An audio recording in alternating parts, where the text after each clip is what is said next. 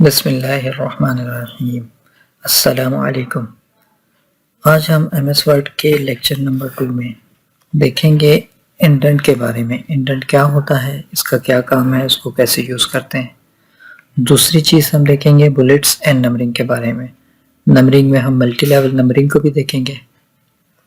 तीसरी चीज़ फाइंड और रिप्लेस की, कि हम अपने वर्ड में किसी भी वर्ड को कैसे ढूंढ सकते हैं। हमारे पास कोई 70-80 पेजेस का अगर कोई डॉक्यूमेंट है, उसमें हमने किसी स्पेसिफिक वर्ड को ढूंढना है तो वो कैसे ढूंढेंगे।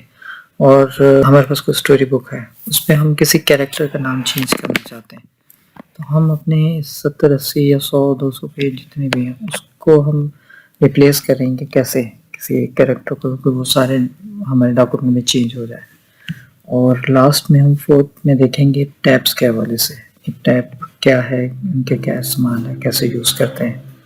तो चलें कंप्यूटर स्क्रीन की तरफ।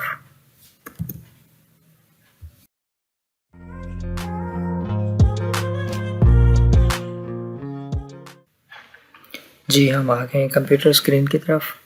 मैंने अपने पिछले लेक्चर में आपको बेसिक एडिटिंग के बारे में बता दिया था, कट कॉपी पेस्ट, ये क्लिपबोर्ड में, फ़ॉन्ट के ग्रुप में bold, italic, underline, font type, font size, increase decrease, highlighting text की और पैराग्राफ की, फ़ॉन्ट कलर की। और पैराग्राफ वाले ग्रुप में मैंने आपको अलाइनमेंट, लेफ़्ट, राइट और जस्टिफाई के बारे में बता दिया था।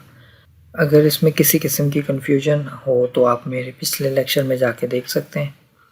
आज मैं आपको पैराग्राफ के ग्रुप में मज़ीद कुछ फॉर्मेटिंग के हवाले से आपको बताऊंगा। सबसे पहले तो मैं स्टार्ट करता हूँ इंडेंट पे।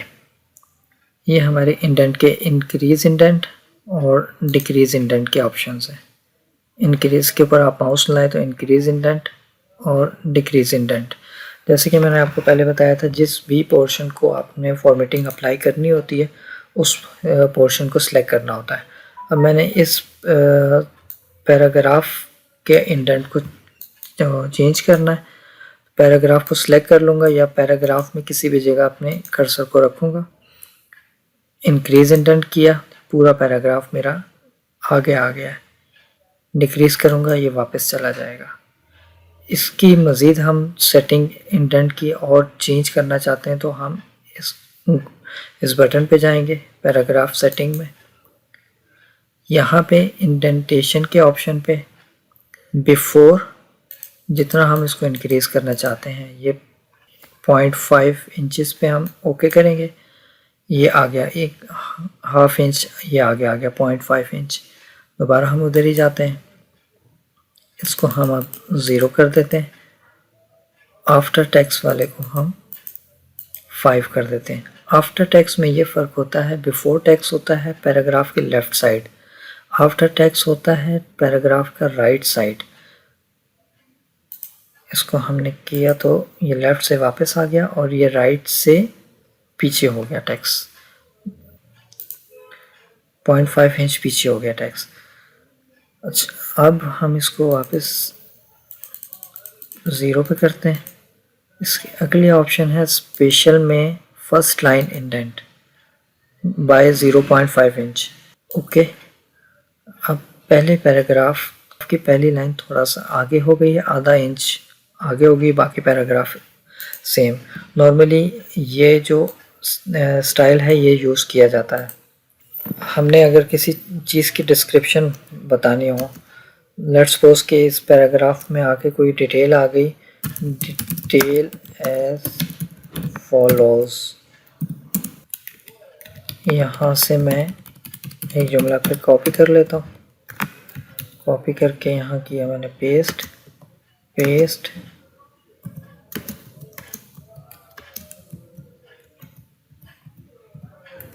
ये बता दिया। अब ये वाला जो पैराग्राफ है ये इसकी डिटेल में है, जिसके मैंने बताया डिटेल्स एज अबव। अब इसकी सेटिंग मैं करूँगा ऐसे कि ये थोड़ा सा प्रोमिनेंट हो जाए, ये शुरू से भी आगे आ जाए और आगे से भी ये आधा इंच जो है पीछे हट जाए। फर्स्ट लाइन वाले को ये नन कर दूंगा मैं ऑप्शन, उसको ओके किया। ये टेक्स्ट जो है थोड़ा सा अब स्क्वीज हो गया है दोनों साइडों से। अब ये ज़रा प्रोमिनेंट पता लग रहा है कि ये इसकी डिटेल है। ये ऊपर जो जो भी कोई मैटर डिस्कस किया गया है, ये नीचे उसकी डिटेल है। इंडेंट की एक ऑप्शन इस पैराग्राफ को मैं पहले सेलेक्ट कर लेता हूँ। इंडेंट को हम यहाँ से भी चेंज कर सकते हैं। ऊपर इसके ऊपर माउस लाएं तो फर्स्ट लाइन इंडेंट, नीचे लाएं लेफ्ट इंडेंट, और सेंटर वाले इस पोर्शन को हैंगिंग इंडेंट। पहले हम लेफ्ट इंडेंट को ले जाते हैं बिल्कुल शुरू में। इसी तरह सेम राइट इंडेंट को हम क्लिक किया और ड्रैग करके ले गए एंड पे। अब यहाँ पे हम फर्स्ट लाइन को आगे करना चाहते हैं, जितना आगे करना हो। साथ में ये लाइन बता रहा है, जिससे हमें ये पता लगता है कि ऊपर वाले पैराग्राफ से हमारी लाइन कितना आगे है, हम आगे और पीछे ना कर सकें। ये लाइन हमें असिस्टिंग लाइन हमें ये बता रही होती है हम जितना आगे रखना चाहते हैं। सेम इसी तरह अगर हम इस पोर्शन को भी ऐसे आगे ले आए, हम इस चीज़ को जहाँ और जैसे मूव करना चाहते हैं उसको मूव कर सकते हैं। ये एक इजी वे होता है यहाँ से मूव करने के लिए। इंडेंट के बाद अब आगे आ जाते हैं बुलेट्स एंड नंबरिंग के ऑप्शन। मैं बुलेट्स और नंबरिंग को भी इधर ही आपको क्लियर कर देता हूँ।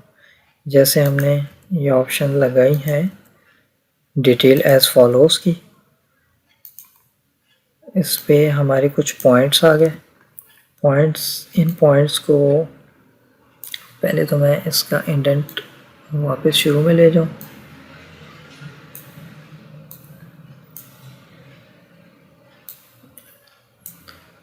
इंडेंट वापस उसी पोजीशन पे आ गया। यहाँ पे ले आए तो ये बुलेट्स के ऑप्शन, इस पे हम क्लिक करेंगे, ये बुलेट्स आ जाएंगे। बुलेट्स के हम मुख्तलिफ स्टाइल भी, यहाँ एरो पे क्लिक करेंगे, देन ये हम जिस तरह का बुलेट रखना चाहते हैं हम रख सकते हैं। हम फिलहाल अभी ये बुलेट ही रख लेते हैं। इसी तरह हम नंबरिंग को भी रख सकते हैं। नंबरिंग के भी मुख्तलिफ स्टाइल हैं। 1 2 3 1 2 3 ABC है, कैपिटल ABC, रोमन 1 2 3 4 है, ABC, मुख्तलिफ स्टाइल। हम सिंपल इसी को सिलेक्ट कर लेते हैं अभी, ये 1 2 3 4। नंबरिंग में मल्टी लेवल लिस्ट, जिस तरह 1 की सब कैटेगरी भी हम डालना चाहते हैं, 2 की भी सब कैटेगरी देना चाहते हैं, तो ये मल्टी लेवल आ जाती है। ये इसमें भी मुख्तलिफ स्टाइल हैं, आप किस तरह के रखना चाहते हैं। हम लेट्स सपोज इसी को सिलेक्ट कर लिया। सिलेक्ट करके एक नंबर की हम मज़ीद अगर डिटेल देना चाहते हैं, इंटर किया। इंटर के बाद हम टैब प्रेस करेंगे, 1.1 आ गया। यहाँ पे हम फिर अपना टेक्स्ट पेस्ट करेंगे, फिर इंटर प्रेस करके 1.2 आ गया, पेस्ट किया। 1.2 की हमने मज़ीद डिटेल देनी है, यहाँ पे इंटर करके हम मज़ीद एक दफ़ा टैब प्रेस करेंगे। 1.2.1 यहाँ पे हम अपने टेक्स्ट को लिखेंगे। जितने मल्टी लेवल हम जाना चाहते हैं हम उसको इंक्रीज़ करेंगे। अब यहाँ पे मैं मज़ीद 1.2.3 की मज़ीद एक्सप्लेनेशन देना चाह रहा हूँ, तो ये यहाँ पे मैं मज़ीद इसकी एक्सप्लेनेशन दे सकता हूँ। इंडेंट को हम अब इस पोर्शन पे भी अप्लाई करके हम देख लेते हैं। एक नंबर यहाँ से इसका टेक्स्ट स्टार्ट हो रहा है, 1.1 एग्जैक्टली उसके नीचे आ गया। इसका टेक्स्ट इधर है, 1.2 की मज़ीद 1.2.1 एग्जैक्टली इसके नीचे आ गया। अब 1.2.3 की मज़ीद एक्सप्लेनेशन जो है वो इस लेवल पे नहीं आ रही, तो हम इसकी सेटिंग के लिए कर्सर पहले अपना इस पोर्शन पे लेके आएंगे। इसको हमने सेलेक्ट कर लिया। सेलेक्ट करके हम इस यहाँ से कंप्लीट को ही आगे ले आएंगे। ये हम आगे ले आए। टेक्स्ट को भी हम थोड़ा आगे करना चाहें तो ये हैंगिंग इंडेंट को पकड़ के हम थोड़ा सा आगे कर लेंगे। आई होप कि आपको ये इंडेंट क्लियर हो गए होंगे। आप नहीं क्लियर तो आप इसको बार बार सुने और इसकी बार बार प्रैक्टिस करें।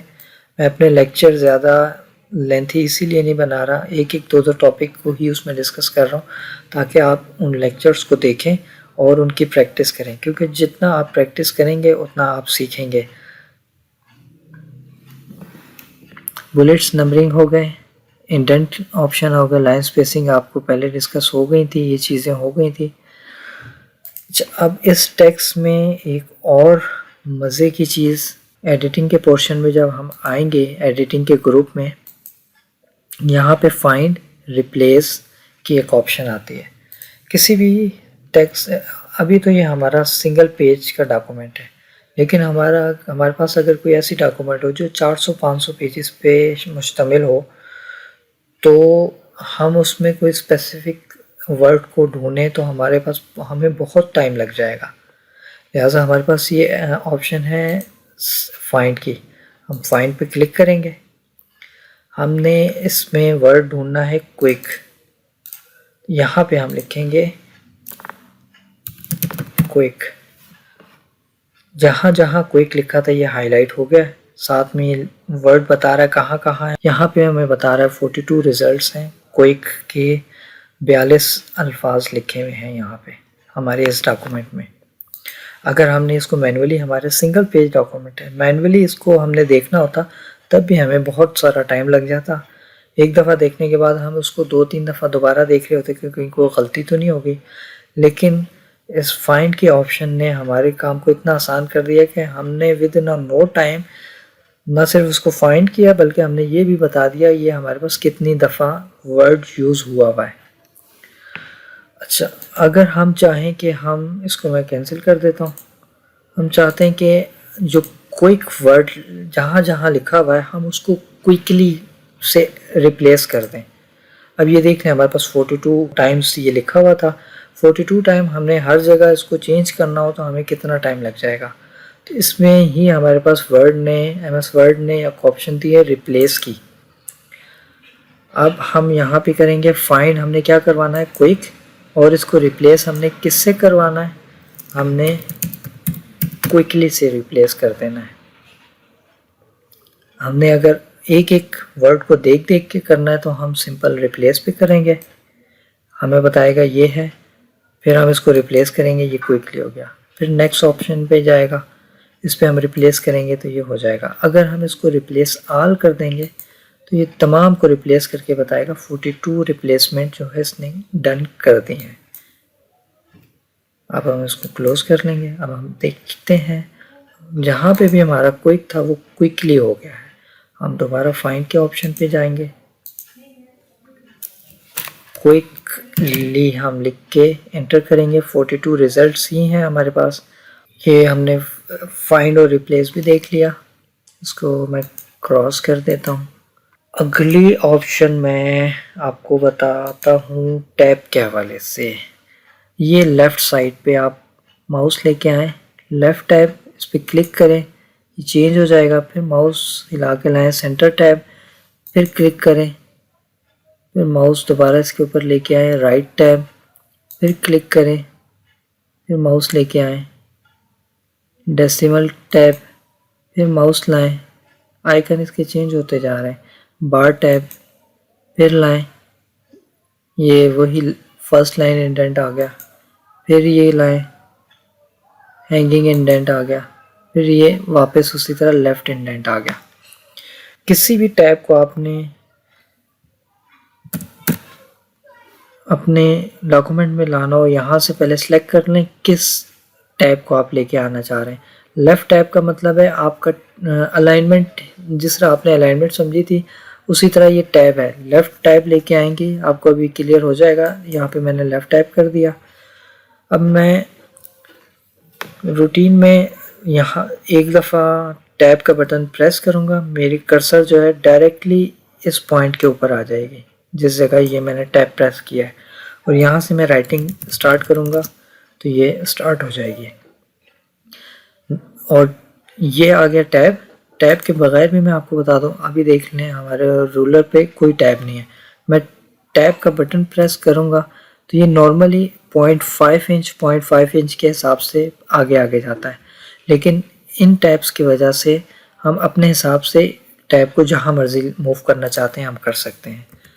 इसको अगर हम ख़त्म करना चाहते हैं, क्लिक करके ड्रैग करके हम डॉक्यूमेंट पे ला के छोड़ देंगे, ये हमारा टैब डिलीट हो गया। अब हम सेंटर टैब को चेक कर लेते हैं। डॉक्यूमेंट के बिल्कुल सेंटर में मैं क्लिक करूँगा, ये सेंटर वाला टैब डॉक्यूमेंट के सेंटर में आ गया। अब मैं अपने टेक्स्ट को टैब करके आगे प्रेस करूँ तो ये डॉक्यूमेंट के बिल्कुल सेंटर में आ गया। अब मैं इस पर मज़ीद को टाइपिंग स्टार्ट भी करूँ तो इस पॉइंट से वो सेंटर से स्टार्ट करेगा। पैराग्राफ की सेटिंग मेरी लेफ़्ट इंडेंट है, इसलिए पहले ये लेफ़्ट पे जाएगा। टैब पे आने के लिए मुझे एक दफ़ा टैब का बटन प्रेस करना पड़ेगा, फिर टाइपिंग करेंगे तो ये सेंटर पे आ जाएगा। टैब और इंडेंट इन दोनों के बारे में मैंने आपको बता दिया है। अब इन दोनों की बहुत ही बेहतरीन किस्म की मैं आपको एक ट्रिक बताने लगा हूँ। लेटर के नीचे हमने अपने सिग्नेचर बनाने हो, रिगार्ड्स लर्निंग विद m.z, इसको मैंने सेलेक्ट कर लिया। सेलेक्ट करके इंडेंट में अपने इंक्रीज कर लूँगा, इंक्रीज इंडेंट। इंक्रीज इंडेंट की एक शॉर्टकट की भी है कंट्रोल M, कंट्रोल+M।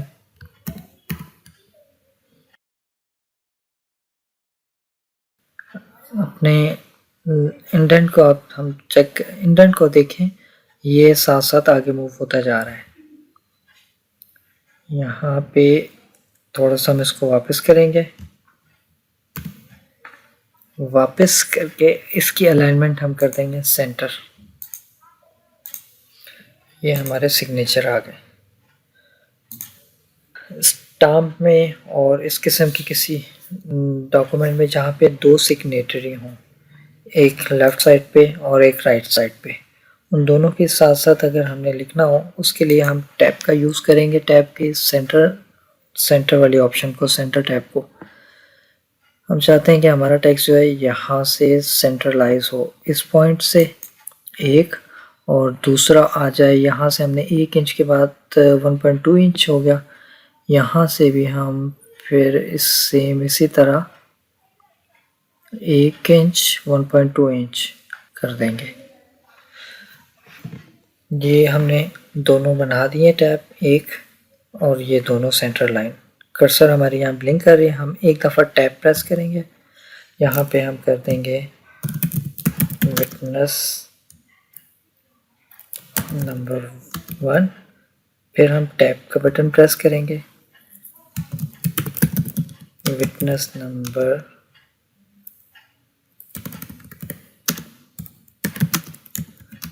2, इंटर प्रेस किया, नेक्स्ट पे आए। यहाँ पे मैं अपना ही नाम लिख देता हूँ, यहाँ पे मैं कर देता हूँ learning with m.z। Next line पे जाके यहाँ पे lecture number 1, lecture number 2। Means कि आप इस तरह का, ये मैंने 2 बनाए, आप 3 भी बना सकते हैं। यहाँ पे ये मैंने पैराग्राफ की फॉर्मेटिंग के हवाले से कुछ चीज़ें मज़ीद आपको बताएं, इंडेंट की, बुलेट्स एंड नंबरिंग की, टैब्स की। इन चीज़ों को आपने प्रैक्टिस करना है। अच्छा, मैंने पिछले लेक्चर में आपको बताया था कि हमारा डॉक्यूमेंट अभी ब्लैंक है, इसमें ये जो डिफरेंट मोड्स हैं उनके बारे में क्लियर पता नहीं लग रहा था। इनका ओवरव्यू मैं आपको ज़रा एक दफ़ा फिर देता हूँ। पहले हम आते हैं वेब लेआउट पे। वेब लेआउट मोड पे क्लिक करेंगे तो ये डॉक्यूमेंट हमारे इंटरनेट पे पब्लिश होने के लिए जो यूज़ होता है, एडिटिंग वगैरह करनी हो हम इस पर कर सकते हैं। जो भी एडिटिंग करनी हो इसमें की जा सकती है। इसको वापस ले आने के लिए हम प्रिंट लेआउट में वो मोड पे आ जाएंगे। हमारा ये वही मोड आ गया, प्रिंट लेआउट। ये रीड मोड में आएंगे। इसमें सिर्फ रीड की ऑप्शन है, इसमें कोई एडिटिंग करनी हो तो एडिटिंग नहीं हो सकती। नेक्स्ट व्यू पे जाना हो तो यहाँ पे क्लिक करके भी जा सकते हैं, या माउस स्क्रॉल नीचे करेंगे तो उस तरह से भी जा सकते हैं। इसमें एडिटिंग कोई नहीं हो सकती, जस्ट रीड मोड है तो इसमें सिर्फ रीडिंग हो सकती है। स्किप प्रेस करके हम वापस आएंगे। तीसरा मोड जो था फोकस मोड, इसमें आएंगे हमें सिर्फ इसमें राइटिंग ही शो होगी। जो हम राइट करना चाहते हैं इसको जूम इन जूम आउट कर सकते हैं। एडिटिंग इसमें हो सकती है, जो करना हो एडिटिंग हमने की जा सकती है इसमें फोकस मोड में। स्केप करके हम उसको वापस नॉर्मल इसमें प्रिंट लेआउट मोड में आ जाएंगे।